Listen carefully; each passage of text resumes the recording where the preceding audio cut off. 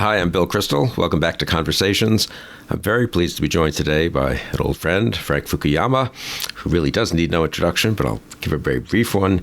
Senior Fellow at the Freeman Spogli Institute for International Studies at Stanford University, author of many very important books and articles, I guess most famously The End of History and The Last Man. People always forget the last half of that title. In 1992, a political scientist, political economist, broad thinker about politics and society, wrote a book called Trust, which I very much liked shortly after The End of History. I think maybe that was your next book, wasn't it? On social and trust and how important it was to prosperity and to well-functioning societies. Books on order and disorder, liberalism. You can look them all up. And been very involved in Ukraine in the last, 7-8 years. Courses with Ukrainians coming to Stanford to study, and I think Stanford's done things in Ukraine as well. So we'll begin. That's the focus of our conversation today, though I'm sure we'll discuss many other topics as well. So Frank, thanks for joining me today. Yeah, thanks for having me on, Bill. I'm a regular listener to Conversations, so it's a pleasure to be on. Excellent. You still agreed to be on. That's good. Yeah, that's surprising. That's great. Well, anyway, so thanks a lot, and let's just jump right in on Ukraine. As I say, well, I'm sure we'll touch on a million other topics and broader topics, but you've been writing a lot about the war. You were very early in predicting sort of Putin's failures and Ukraine's relative successes. We're January 23rd as we speak, so almost exactly 11 months in. So where, in your judgment, do we stand, and what lessons do you take from it?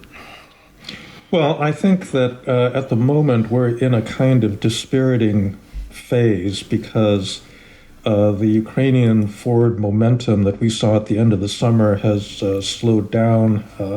They're in the middle of a very cold winter. The Russians have actually made a few very marginal gains in Soledar, trying to take Bakhmut. And we just had this Ramstein conference in which the Germans have basically continued to drag their feet on providing Leopard tanks. And so I think that fundamentally, I still believe that if the West continues to provide a higher and adequate level of weapons, that the Ukrainians will be able to break out of their current positions sometime in the spring. And if they do, they can, put the entire Russian position in Crimea in danger if they break the lines of supply from Russia to Crimea by taking Melitopol and some other cities in southern Ukraine, which is, by the way, necessary if they're going to be a viable state because they need to be able to export, and unless they liberate those areas, they're going to have problems. So, in a certain sense, right now, the ball is in the West Court. The U.S. just passed another big aid package that is going to help, but I think for some reason we're always a little bit late and slow in doing the right thing. However, I do think that the fundamentals haven't really changed. That Ukraine just has a much greater advantage in motivation than Russia does. The recent fighting has all been done by prisoners, by criminals that the Wagner group let out of prison in order to become cannon fodder, and huge numbers of them have gotten killed. That might be part of a semi-intelligent strategy to buy time so that they can reconstitute and remobilize, but they've still got very severe manpower problems.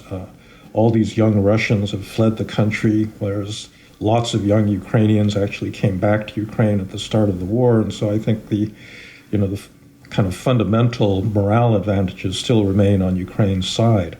Let's take a couple of more minutes on the Russia-Ukraine situation, and then we can talk more broadly about the West and its response.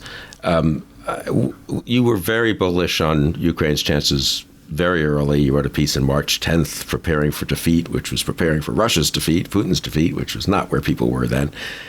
What led you to what I think has been, as you say, despite some pauses, you might say, fundamentally a correct analysis of both Putin's weakness or Russia's weakness and Ukraine's strength in either order? Yeah, well, there are several sources of this. I mean, part of it is the experience I've had dealing with young Ukrainian. By young, I mean people in their 30s and 40s, kind of mid-career types that we've been working with over the years. And, it's unbelievable, their motivation. They really want to be Europeans. They want to live in a democracy. They really hate the kind of kleptocracy Putin has created. And there are a lot of them, very well educated, very talented. And I think you're seeing that come through.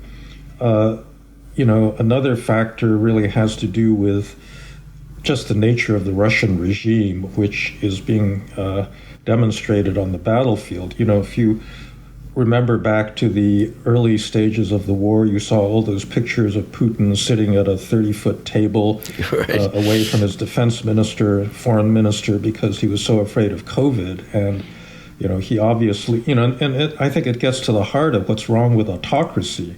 You basically reduce decision-making to one single individual who's lacking in information, living in his own information cocoon. He didn't understand how Ukrainian nationalism had developed. He didn't understand the problems of corruption, the deep, deep problems of corruption in his own military. And so in a way, it's not surprising that kind of a political system produces very bad decisions.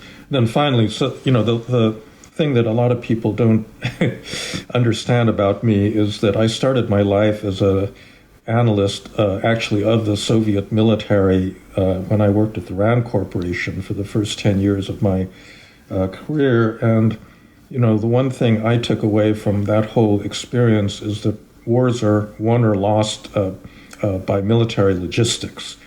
And it seemed to me that the Russians were in a very bad position with regard to that. They don't pay attention to logistics. And sure enough, that's what led to their defeat around Kyiv in the early stages of the war. That's what led to their setbacks in Kharkiv and Kherson. And I think that's what's going to do them in ultimately in Crimea. Well, one more point on Russia, and then we can get to the more cheerful topic, I think, of Ukraine and hopefully of the West. But you wrote way back in the end of history in The Last Man, you had a couple of chapters on the weakness of strong states, and that became a sort of famous theme, I think, of people picked up on it a lot. Is that applicable to Putin's Russia? And then say a word about, what that thesis is and why you came to it and so forth. Sure. So, there are different dimensions of state strength. And when we look at countries like China and Russia, we see one aspect of it, which is their ability to repress political opposition, to control the media, to control the, many aspects of the lives of their citizens. But, there are many other dimensions of state strength that are also important, like the ability to actually provide decent services for their citizens. One of the facts that's come out since the Russian invasion is something like 40% of the Russian population do not have access to indoor toilets. That's one of the reasons they've been stealing toilets from, Ukraine. And a lot of the soldiers that have fought there have come back amazed that, the Ukrainians are living so well. They've got indoor toilets, And so this is a regime that can produce, gazillions of tanks, but, cannot provide these basic goods for their citizens. And so, there's many dimensions by which a state can appear strong, but actually is quite weak in the long run. The other big weakness is obviously legitimacy. Now, Putin has managed to, I think, rally a lot of support on the part of Russians because of the war. So in that sense, he's managed to create legitimacy, but it's all dependent on the success that he sees on the battlefield. And if he is defeated, he doesn't have a reservoir of goodwill that's going to last him. We're seeing that playing out in China also, where, so much of the Chinese Communist Party's legitimacy was built around this claim that they can actually get things done. And their handling of COVID was exhibit number one in how they were doing things better than Western liberal democracies. And I think we've now seen that is also wrong. They can do all this mass testing, but they don't have intensive care beds. They don't have adequate health care, especially for their rural citizens. And so again, that's a state that appears to be very strong on the surface, but actually has huge weaknesses underlying. Yeah, that's so interesting. I mean, you were following this much more closely in the mid-'80s than I was, but Chernobyl, I guess, did really a fair amount of damage, right, to the Soviet regime, the failure there. And I was thinking about that. We've had our own failures, obviously, in public health and other things, but somehow if it's a democracy, okay, there's a failure, you blame people fairly or unfairly in government or in high office, and you change those people out or don't. But I mean, there's a way in which there's more resiliency, I suppose, whereas no one else to blame in places like the Soviet Union or today's Russia or China. Is that right? Yeah, I think that's a lot of it. Our democratic processes, it's true, they take a lot of time, they're slow, we often make bad decisions, but you at least have some prospect of changing the people at the top if they really screw up. And, it certainly happened many times in American history. So I think that's really one of the enduring strengths of living in a liberal democracy. Quite frankly, I think we've made a lot of mistakes, American voters, in the past few years that have surprised me, and those mistakes have continued for longer than I had expected. But I think in the end, they are likely to be corrected. And Ukraine, conversely, I mean, I didn't follow it that closely. I've never been, and sort of had the vague impression of corruption and difficulties. Obviously, 2014 was inspiring, but I mean, was it a surprise to you how well they've done? Or I guess you were dealing with them quite a lot, but is it a success story in a sense of political development and of help by us or their own efforts, or just why are they doing so well, if I could put it that way? Yeah, it's curious. I was actually surprised at the way the country came together and the extreme motivation and patriotism that was demonstrated, not just by the kind of middle-class elites that I deal with, but really by the whole society, including a lot of Russian speakers, in the East, who people had thought would be loyal to Putin and Russia, but turned out to be actually, very Ukrainian nationalist. And I think that in terms of corruption, there was no question that the country had a really big problem. It was dominated by, a group of about 6 or 7 oligarchs that controlled the media, that corrupted parliament, and so forth. But, there's this thesis about war and state building that's associated with the sociologist Charles Tilly, who famously said that the state makes war and war makes the state. And I think we're seeing a demonstration of this, that, in many respects, you can hire your cousin to be, the chief of the general staff, who's completely incompetent, until you actually get into a real war, and then you begin to realize that incompetence is going to lead to your death and the death of your family and, total catastrophe. And it makes you much more serious about the need to actually improve the quality of government. I mean, this has been demonstrated repeatedly. Abraham Lincoln during the Civil War began the war having to appoint all of these political generals, and they kept losing battles, and that was the point at which they turned to a professional military. And so we've seen this process play out at a much faster scale in Ukraine because the emergency was so much deeper. And the oligarchs, I think, are really on a back foot right now. The chief one, Rinat Akhmetov, who controlled all of those big, iron, steel, energy resources in eastern Ukraine. It's his properties that have been relentlessly bombed by the Russians. And I think in a future Ukraine, assuming that they do win the war, those kinds of people are going to be much less important. And, the democratic future of the country, I think, looks a lot better because there is such a strong sense of national identity now. Putin, ironically, has become the father of, the Ukrainian nation in a way that I suspect he never intended to. And how important do you think Zelensky has been? It's, one of these endless debates of the individual versus all the, others could have done it. And no, Churchill was the only person who could have done it in 1940. Where are you on that spectrum in terms of Zelensky? Oh, I think he's been extremely important. We actually hosted a rock star who was considering running for president in the same election that led to Zelensky's election.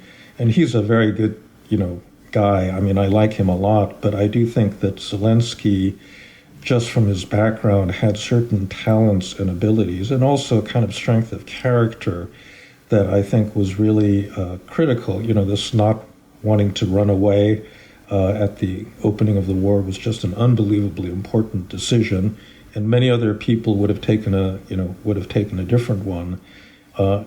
I can't believe, he makes a speech every single day, and he's been doing that almost for a year. And, the amount of fortitude that is required to keep up that sense of determination and inspiration is just something that doesn't exist in many other people. So I really do think that, he's been very important in crystallizing this, Ukrainian national identity.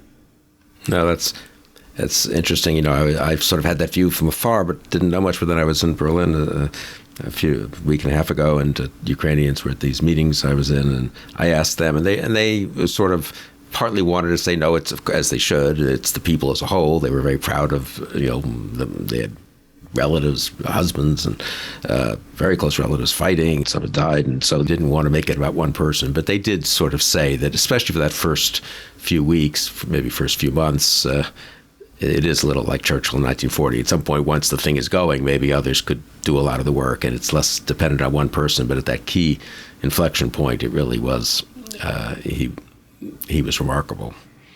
I don't think that admitting that takes away from the courage and determination of everybody else. This is obviously a big collective effort. Yeah, no, absolutely.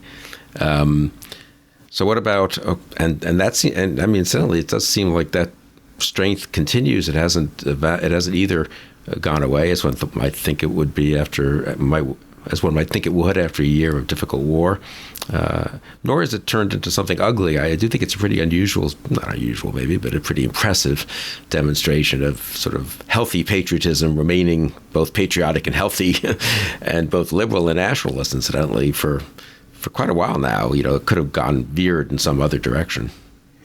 I think that the one thing that's really impressive is the way that ordinary Ukrainians have held up under this bombardment of their cities by the Russians that has knocked out the electricity in Kyiv and Lviv and Kharkiv and other Ukrainian cities. We follow this quite closely. We talk to our friends there. Some of them have taken their children out of the country, but a lot of them are still there, and they have to put up with no electricity for 48 hours, and then it comes on, and then there's another attack, and it goes out again. And this sort of thing could have led to a lot of backbiting and criticism of the government, but I think that it's fairly remarkable the degree of solidarity they've shown under these extremely stressful conditions.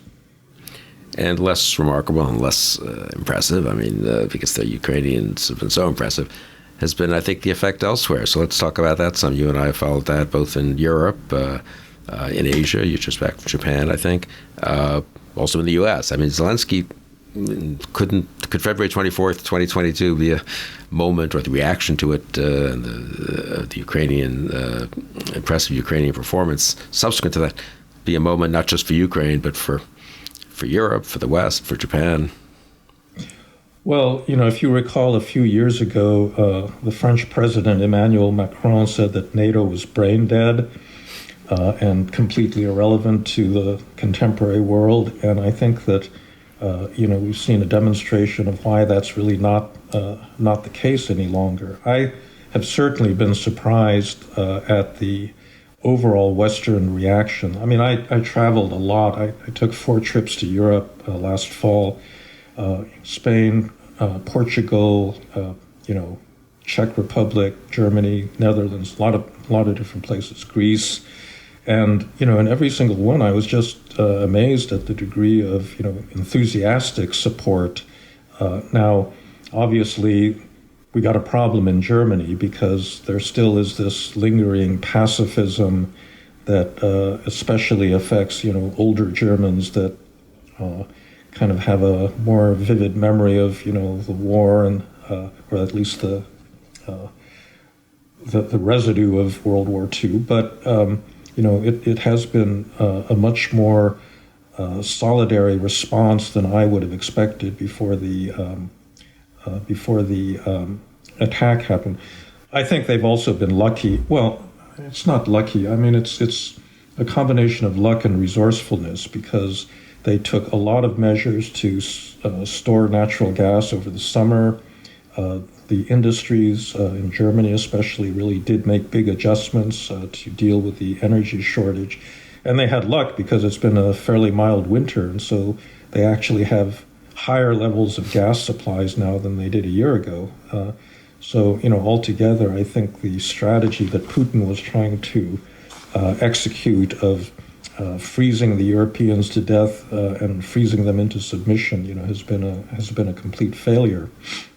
Yeah, after all that agony over Nord Stream and Nord Stream 2, they've cut off Russian gas and seem to be doing okay, at least for now. And I gathered behind the scenes, I had sort of been worried that we weren't doing enough on the energy thing and they weren't doing enough, but it seems like behind the scenes they've actually done quite a lot. And some people over there, when I was there about 10 days ago, said we've actually helped them more than people realize. LNG well, I think what we did was we really boosted LNG exports, diverted a lot of them from that were going to Asia and sent them to Europe instead. And to the point where some conspiracy-minded Europeans think that this is all a deliberate plot, to make them dependent on our LNG. But it was, I think, the result of a pretty,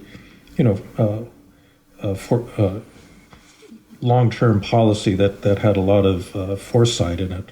Yeah, and I was struck, you mentioned older and younger. I was very struck when I was there, and again, it's just a few meetings, so I don't want to generalize, but I will generalize from it, which is, I mean, people in their 30s and 40s seem very much, moved by, invested in a sense, the success of Ukraine, and understood this was their moment, in a sense. This was their, this was their, the way the moment to shape the future.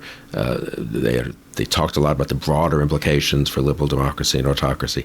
I think people who are older, and certainly you can see this, I think, in the chancellor, there's a certain kind of, we have to be very careful, and some of them, of course, have business ties with Russia and others, and a history of that, and then others just a kind of, pacifism and wish that this could be resolved somehow, and we could just move on with their happy post-Cold War world and so forth. Yeah. I don't know. Have you been struck by that? Have you been more? Yeah, no, definitely. So to broaden the perspective, I just got back from Japan, where we had I and a couple of colleagues from my institute had a lot of talks with very senior Japanese officials.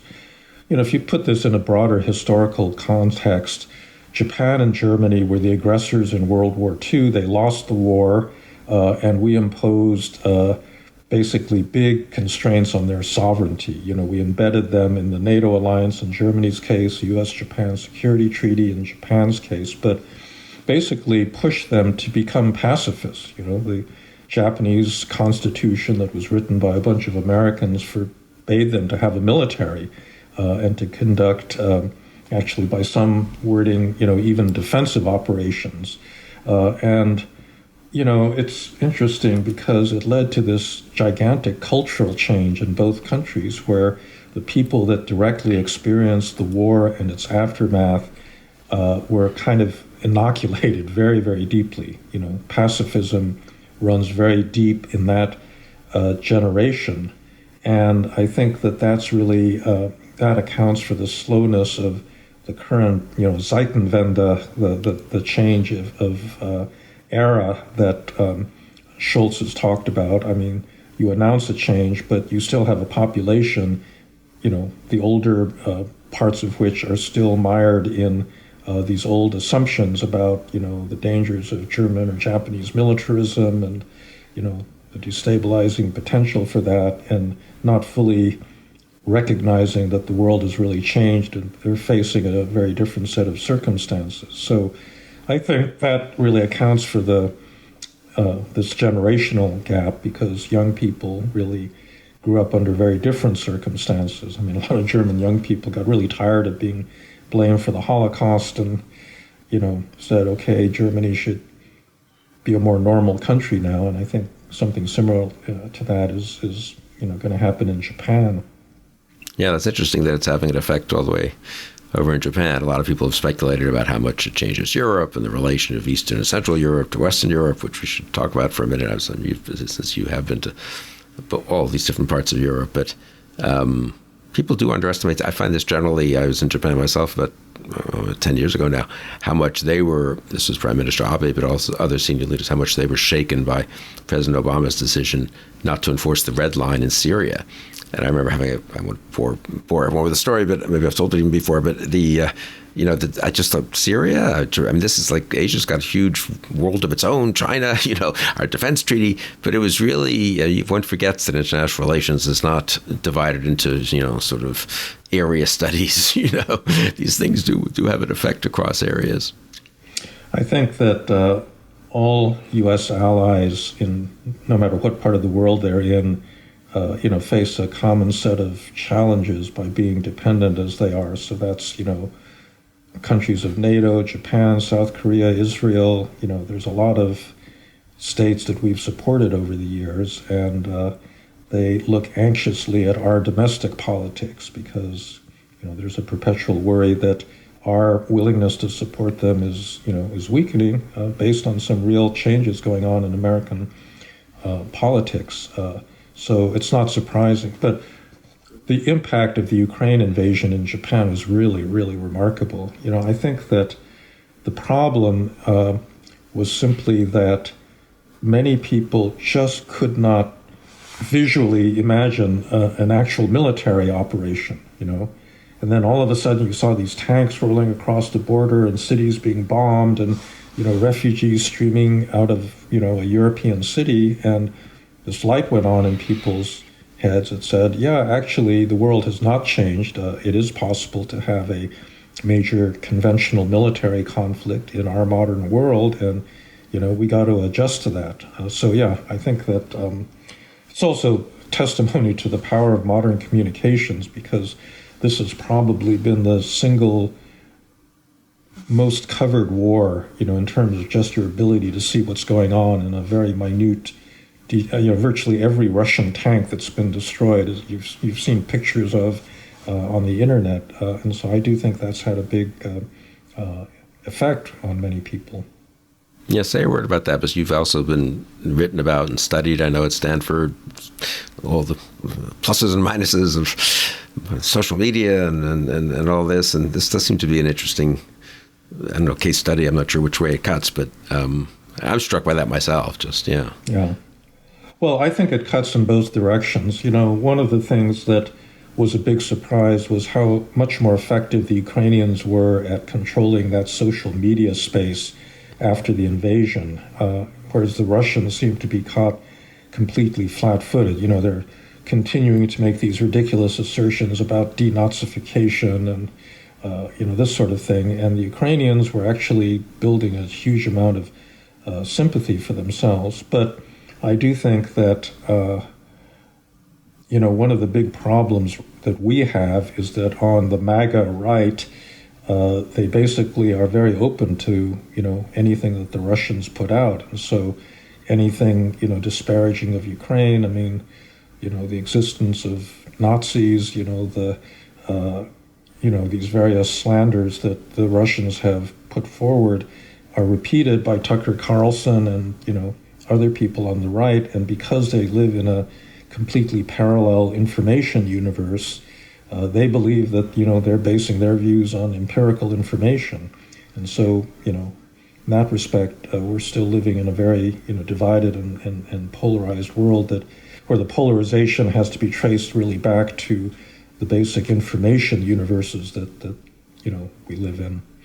Yeah, and I guess but people had thought Russia had invested a lot in this kind of thing, and people were worried about their ability to shut down the internet and so forth. It seems like they've underperformed there. I don't know, or maybe the Ukrainians were much more effective in defending against them very early on. I don't know.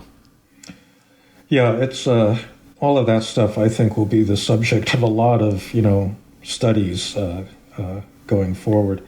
It turns out, much as Elon Musk has been, a real troublemaker in recent months, his Starlink system has really been a godsend for Ukraine because it kept their internet working under all of these stressful conditions. And so there's a lot of dimensions to this that we, I think, don't fully understand right now.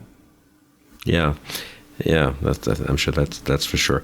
Talk a little bit more about the different generations in Europe and Japan, but also sort of the relative strength, if I can put it this way, of the resurgence of a sense of commitment to liberal democracy, and that we need to band together to support liberal democracies and shape the future that way, versus the kind of I don't know what you call it, either pessimism or fatalism before what has been for 15 years or so something of an advance for autocracy. Well, I think that there's a lot of different views expressed in Europe. There's still a undercurrent of anti-Americanism. These are the people that say, the United States goaded Ukraine into this war in order to be able to sell LNG to Europe and keep us under American domination. And I think that, there's a certain number that say, well, this simply isn't, this isn't our business, or it's not worth the degree of commitment. But I do think that, the populists have really taken a hit as a result of the war. Salvini had a Putin T-shirt, and was very openly courting Russian influence. Marine Le Pen similarly had taken money, loans from Russia. And all of those people have kind of had to backtrack, very substantially. Giorgia Meloni, this new prime minister of Italy, is a big fan of Mussolini, but she's been actually very good on Ukraine. She's been very supportive and, has kept up the Italian commitment. And so I think that although, it's still the populists that are the kind of reservoir of support for Russian positions, like the MAGA Republicans here, they've really been put on a back foot simply by the kind of daily bombardment of, photographs of, apartment buildings in Dnipro that have been hit by Russian rockets and this sort of thing. And it does feel, when one talks especially to younger people, but that includes at this point several leaders of European nations who are in their, late 30s, or certainly in their 40s, as some of the most impressive Yeah, well, leaders, and they're also women. Yeah. It seems that Sweden and Finland and Estonia. Yeah. That does make one feel that maybe it's more, that's, I guess, the big question, right? Is it a short-term rallying to Ukraine because of Putin's, real barbarism and Ukraine's courage and sympathy for them, or is it how much? Is it a lasting? Is it a Zeitenwende? Is it a turning point, or whatever the right way to translate that is? A new era, change of eras, and what would tip you off? I guess what apart? I guess the most important thing is the resolution of the war itself, right? But what other things let's talk about that a bit. But then also, so what would you be sort of looking for in the next year or two, and what could we be doing to encourage it being a bigger change than just a temporary, averting of a horrible outcome? Well, yeah, obviously the Ukrainians have to make further military gains against Russia. They've got to at least expel them from southern Ukraine and get to the point where they can actually have a real negotiation, whether that involves expelling them from all of the territories occupied after 2014.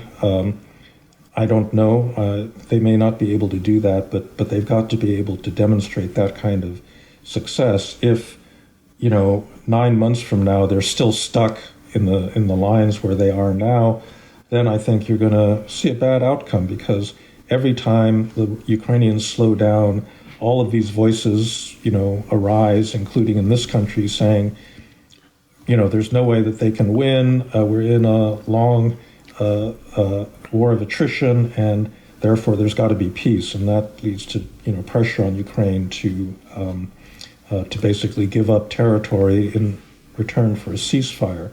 So a lot of the future is really dependent on the battlefield. Generally speaking, people don't like to think of the chief independent variable as being military outcomes, but in fact, in this case, I think it really is. And so we'll just have to see what the outcome of the war is. If it goes well for Ukraine and Russia is further humiliated, there will be, I think, big downstream effects, because I do think that, things do work in these generational cycles. And so we've, had several different generations, the one that lived through the Depression, then the one that lived through the Reagan era, then the end of the Cold War, that, brought about very lasting understandings of how the world worked. And I think this one, if it does lead, in fact, to something that looks like a Western victory, then I do think that it's not going to be just a temporary change, but will, have this important kind of shift in global attitudes. There are many other complications, though, because the other big player waiting in the wings is China. And, in a way, if there's actually a war in the Far East, it would actually make Ukraine look pretty minor in comparison, to, first of all, the amount of damage and risk that would produce.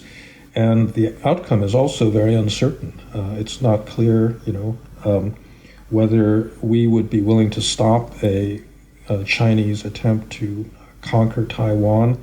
And if they did that, regardless of what happens in Ukraine, I think that's going to be a huge demonstration of authoritarian power. And if we can't do anything to stop it or deter it, it's going to be a big demonstration of Western weakness. So, you'd really have to answer what's going to happen in that broader situation before you can really answer the question of how lasting a change this is going to produce. Yeah, that's interesting. That's a good reminder. It's not all Ukraine. But say you've studied China quite a lot, and just back from Japan. So say a word about what lessons do you think they're learning or not learning or could learn from this, and where are they on this? I think the idea that somehow they've learned to be cautious because of what happened to Russia and Ukraine is not right. That they believe that they're much more competent than the Russians, that they've done much more to train their forces, to equip them properly, and the like. And I think that their decision to attack Taiwan will be quite independent of anything that happens on the Ukrainian front. But there's a bigger thing that's going on in China, which I don't think people have fully recognized, which is their economic model is coming apart. Some of our Chinese economist friends in my institute actually believe that their growth has been negative over the last couple of quarters, which is really something because they haven't had a recession since 1978 when they began their reform. There are huge vulnerabilities in this buildup of debt on the part of provincial governments in China. And, as one of my colleagues told me recently, the consequence of that is not going to be a Lehman Brothers type collapse of the economy. It's just going to lead to something that looks like Japan, where for the next 20 years, instead of having, even 6-7% annual growth, they're going to have 1% or 0%. And under those circumstances, their whole model is going to look different. So what that means for geopolitics is very uncertain, because there's this Hal Brand's kind of argument that actually countries become more dangerous when they're on the downside. So if we've hit peak China and they're now declining, maybe starting something in foreign policy will be a way of distracting attention from that decline. On the other hand, it may just be decline, and they're going to realize that they've got a declining population, that they haven't taken care of their old people, and they need to focus on that rather than striking out on new foreign ventures. But we're definitely in a new era in the Far East that is going to be also I think, very, very important and in many ways more important even than Ukraine and Russia. And that's mostly driven by internal Chinese dynamics, not by us. Yes. I mean, we can affect things. That's really why we went on this trip, is to judge Japanese willingness to stand up to China in a scenario where China was not attacking them directly. It was attacking Taiwan, and whether they would regard that as a sufficient threat to their existence that they would be willing to, give aid to the United States in trying to help protect Taiwan. And that's very uncertain. I mean, it's just like in Germany, there's a lot of resistance to actually the idea of Japanese military forces taking part in, offensive operations, sinking Chinese ships and that sort of thing.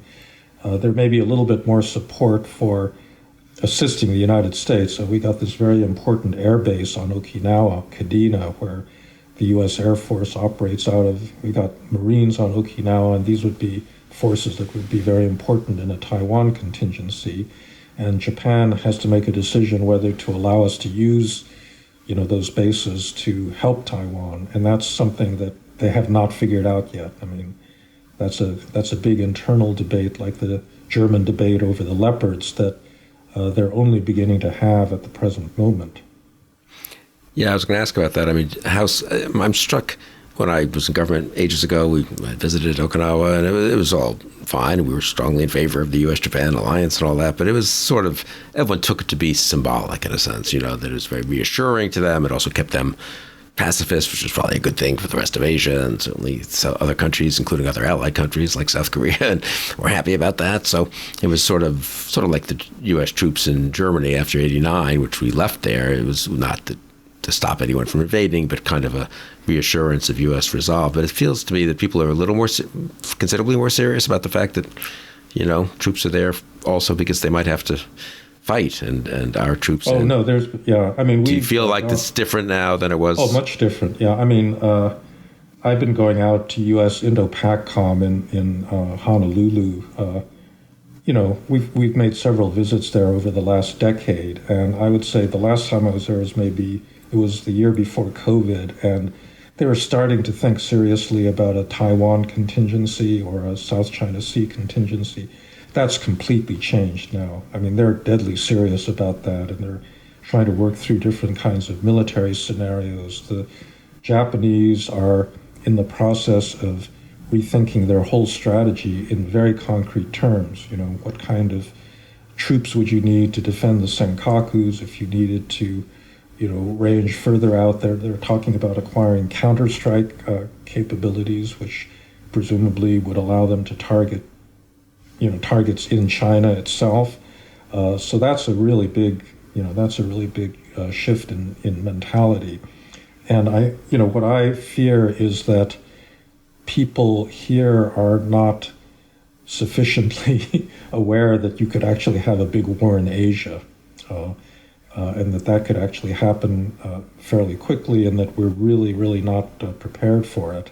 Well, let's talk about that, and it's maybe a good thing to kind of close on you. What about the Zeitenwende here in the U.S.? I mean, are people, I personally think the Biden administration has done pretty well, better than I expected with Ukraine, but I don't know, is there a fundamental shift of understanding with respect to Russia and respect to, but then, as you say, with China as well, and sort of U.S. leadership has become, it's so evident how important it is from this crisis, and how much have we internalized this? What's your sense of our situation?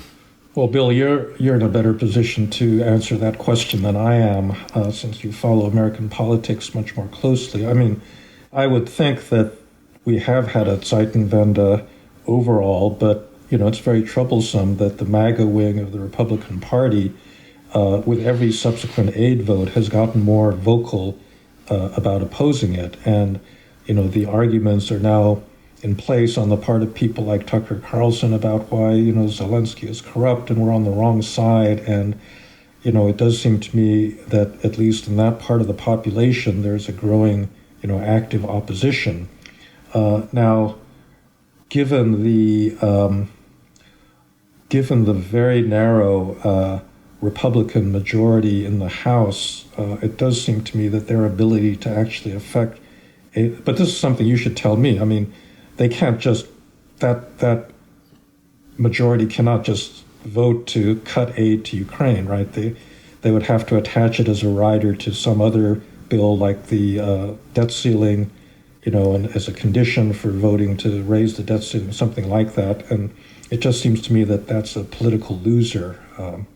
Yeah, and I don't think they could hold all the Republicans for that. So I feel okay about the next 2 years in the narrow sense that if the Biden administration wants to do A, B, or C, I think they'll be able to do A, B, or C, basically. And it could be a little bit of more fighting than it was in the first year of the war. But that I think is not so concerning. I mean, but what chunk of the Republican Party reverts to some form of Reaganism and what chunk goes to Trumpism it makes a big difference, I think, in American politics if that's 70-30 one way or 70-30 the other way. It's not going to be 100-0, I mean, Trumpism isn't going away. I don't think the Reagan strand is still somewhat alive and well among some people, though. So, but it makes a big difference if it's which has the majority. The 24 presidential campaign for Republicans would be important in that respect, and which way people who've been pretty quiet, like DeSantis, on foreign policy, who want to sort of be the Trump heir, but don't maybe quite want to be fully Tucker Carlson-esque on things like Ukraine,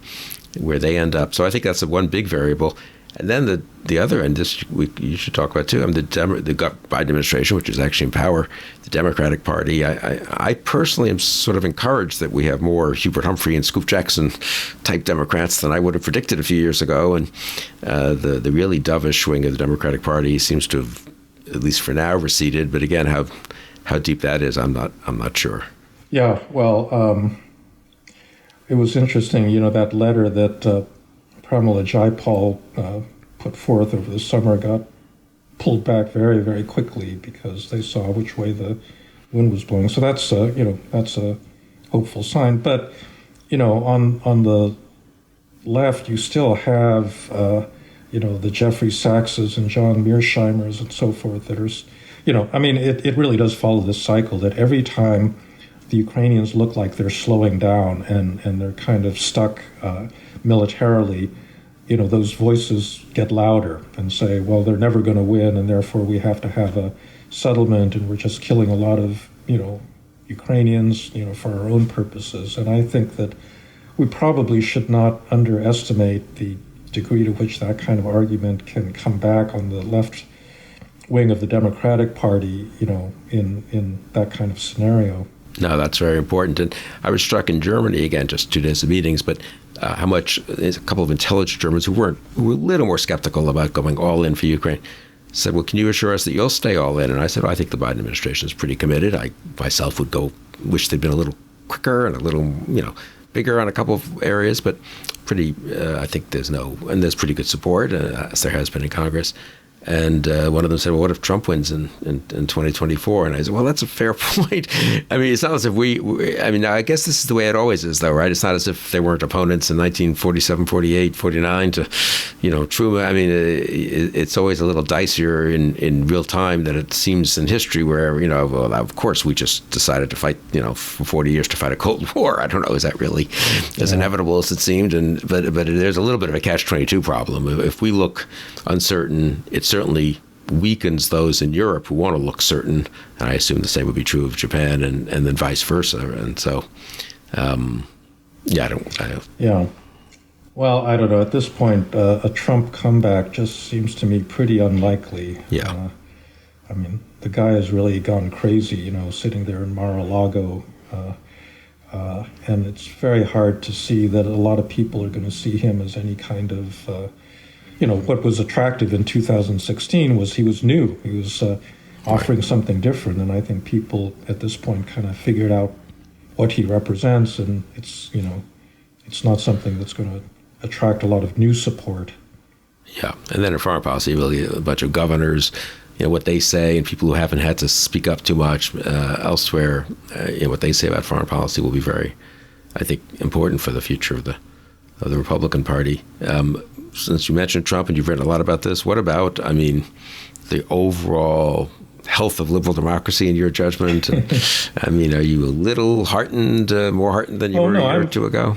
No, I'm very heartened. The most discouraging thing about the last few years is just the number of Americans that could vote for Trump and buy into that whole, Trump narrative. I had always sort of thought that the American people could make a mistake, but then they correct it, once they saw the mistake, and the correction has taken much longer than I thought. But I do think it is ultimately being corrected, and I thought the results of the November 8th election were very, very heartening.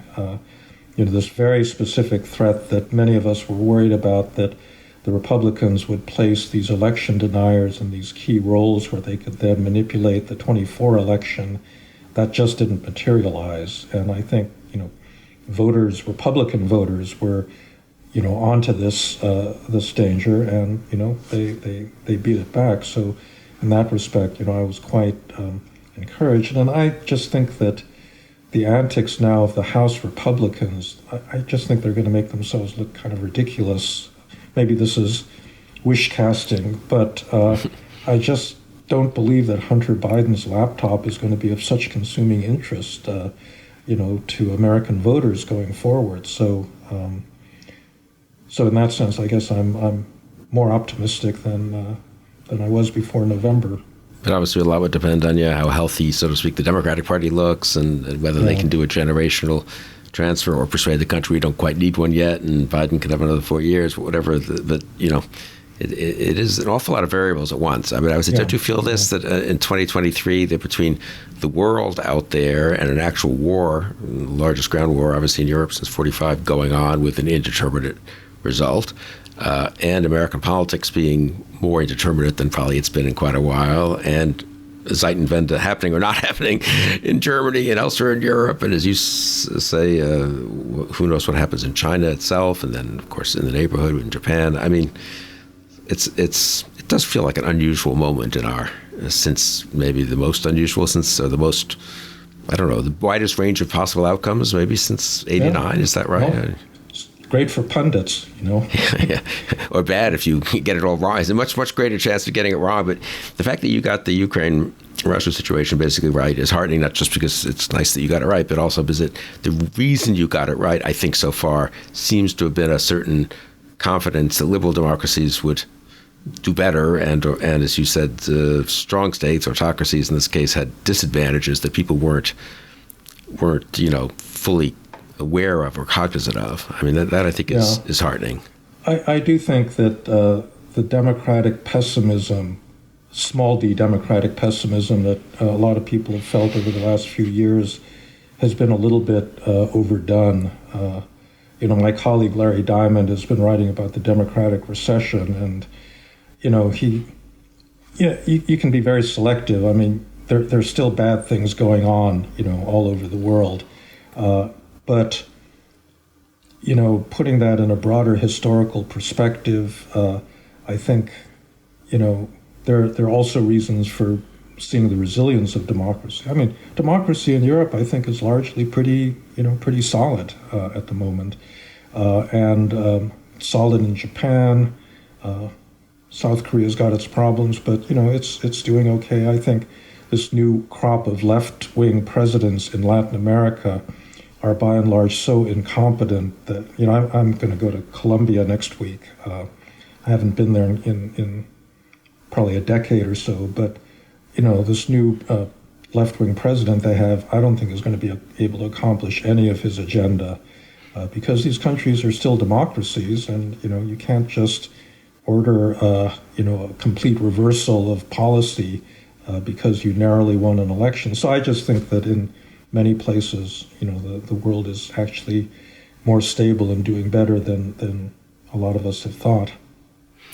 That's good. But 2023 is a big year, right? I mean, this is, and you think particularly get back one last time to the actual situation in Ukraine, very different world moving forward if Ukraine is decisively winning, if not quite won, by late 23, as opposed to a frozen conflict and troubles, a sort of stalemate.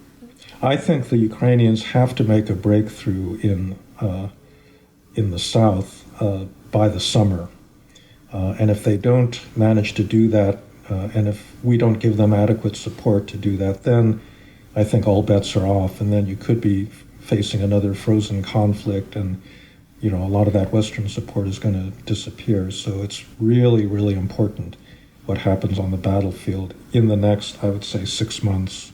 And important for us and Germany and others we can affect that outcome, right? Yeah. Oh, it's crazy. It's so frustrating. These ATACMs that we've been refusing to give them would be so useful. They could target all of these Russian bases in Crimea, in southern Ukraine. Why we have not done this is just beyond me. Well, maybe the Biden administration will, I'm sure some people there will be watching this, and maybe this will spur them to action. And maybe the Germans, sounds like they're kind of going to get there in a week or two, and grudgingly, and you pay some price for the grudgingness, but I suppose ultimately, it's, all these turning points are a little less smooth than one thinks they're going to be or hopes they would be, right? So, right. But 23, so we should really, let's get back together on this, in late 23 and really see, let's hope we have a happy story to tell, but it seems like this is a big year. I guess 2022, Zelensky said, it was the year of Ukraine, or maybe I think it was he who said it, right? But in a certain way, 23, it's fantastic what they did in 22, and it laid the groundwork for 2023, obviously, but 2023 really could be a year of Ukraine and beyond. Yeah, well, let's hope. Let's hope, and let's work for it, and let's get together in 6 or 9 months and discuss it again. Frank Fukuyama, thank you very much for joining me here on Conversations. All right. Thanks very much, Bill. And thank you all for joining us.